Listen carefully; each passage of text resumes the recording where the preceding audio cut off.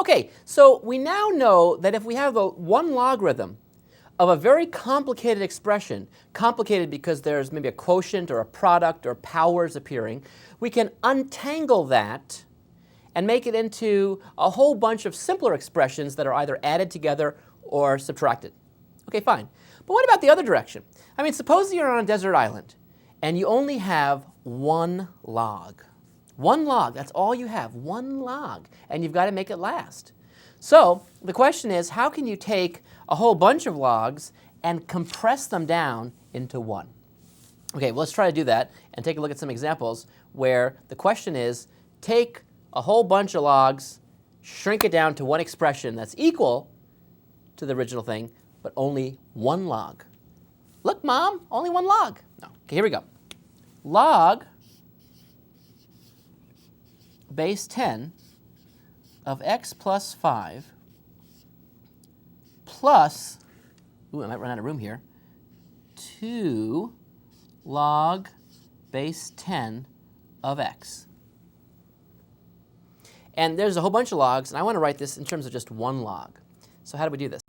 So you may say, hey, wait a minute, I have a sum of logs, and so that's going to be the log of a product. Well, that's a good thought, but the problem is there's a 2 in front of this. So it's not really a sum of logs, it's the sum of a log and 2 times a log.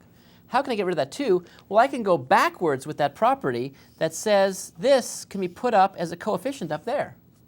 So let me do that first. Remember, that's this property right here. Let me just flash this up on the screen here. It's this property here. But now I'm given a 2 log of something. I could write that as log of something squared. You see how I'm using this formula backwards? I can use it backwards right now with this. So this equals log base 10. Shoot, I wouldn't want to write base 10 anymore. Oh, no. Plus, but now I'm going to write log, no base 10, x squared. And what that means, by the way, is that's the log of x squared. Do you see how that 2 went up to here? I could bring it back down again. Watch. Whoop. Or I could bring it up. Whoop. Down. Whoop. Up. Whoop. They're both the same. So I'm going to write it this way, though, because now I've got a log of something plus a log of something.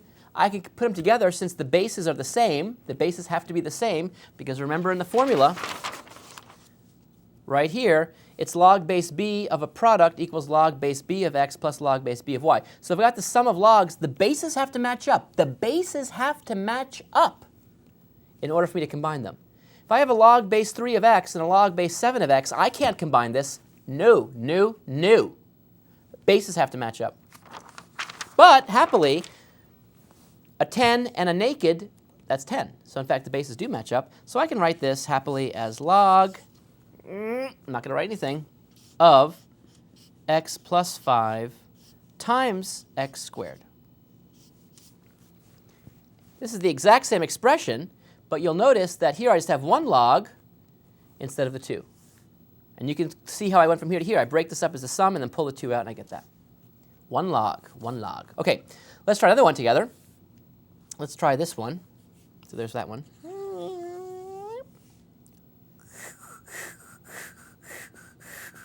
Sorry, just wanted to do that superfluous sound effect. Okay, 3 log base 4 of x. Now I have to write in that 4 since I want to tell you it's 4, not 10.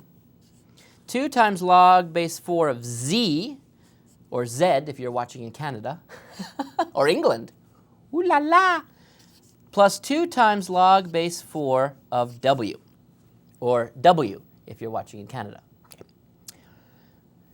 Well, what can you do here? Well, in one fell swoop, I can pick up all those coefficients and turn them into exponents, just by picking them right out to there.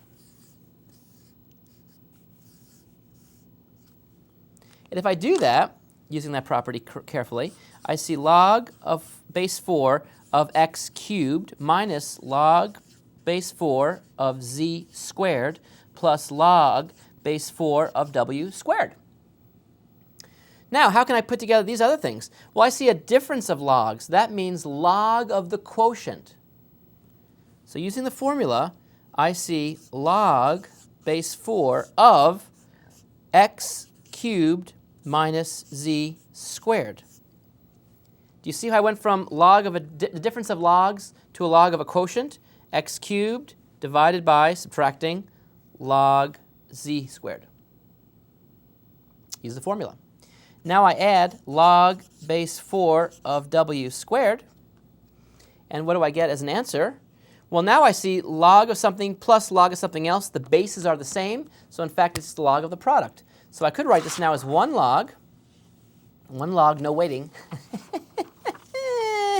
okay, as log base 4 of the quantity x cubed over z squared times w squared.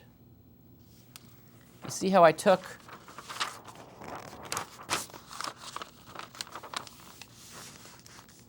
this sum and then took the product of the terms. Let's say there, that times that. If I broke it up this way, log of a product is the sum of the logs. And you could write this if you want to make it look a little bit prettier. It's always nice to make your logs look as pretty as possible. This is called finished wood. He's unfinished.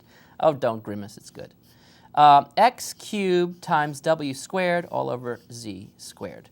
So there's a very compact way of writing that with just 1 log in this fashion. Before I had many logs.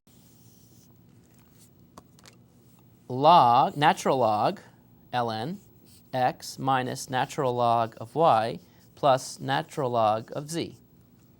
I think I will do this problem in 1 step. These all just mean log base e, log base e, log base e. All the bases are the same. And I see the difference of logs. That means that's the log of the quotient. Well, I'll do it in 2 steps. Okay, I'll do it in 2 steps.